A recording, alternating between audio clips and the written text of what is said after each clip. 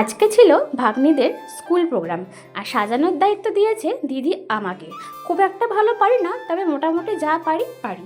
তো দেখো এখন কিন্তু সাজিয়ে নিচ্ছি। তো দুই ভাগ্নিকেই রেডি করাতে হবে, প্রথমে বড় ভাগ্নিকেই করাচ্ছি। তো দেখো জীবনে ফার্স্ট টাইম আমি কলকা ডিজাইন করছি, প্রচণ্ড হাত কাঁপছিল। খুব একটা ভালো পারি না, তবে মোটামুটি যেটুকু পারি করেছি। বড় ভাগ্নিকে রেডি করানোর পর এখন হচ্ছে ছোটো ভাগ্নিকে রেডি করাচ্ছি। তো দুজনেরই সাজ মোটামুটি কমপ্লিট, এখন হচ্ছে চুলটাকে সেট করছি। তো চুলটা সেট করার পর আমি কিন্তু টিফিন বানিয়ে নিয়েছি ওদের জন্য। দুই ভাগ্নির জন্য করেছি চাউমিন, আর গুনগুনের জন্য নিয়েছি সুজি। অনেকটা সময় থাকতে হবে, খিদে পেয়ে যাবে। তো দেখো ওদেরকে রেডি করানোর পর আমরাও রেডি হয়ে গেছি, আর এখন আমরা কিন্তু বেরিয়ে পড়বো অনুষ্ঠানে যাওয়ার জন্য। ফাইনালি স্কুলে পৌঁছে গেছি, আর দেখো খুব সুন্দর করে সাজিয়েছে, অনেক লোকই কিন্তু চলে এসেছে। আর এই যে দেখো আমরা অনুষ্ঠান দেখার জন্য চেয়ারে বসে পড়েছি।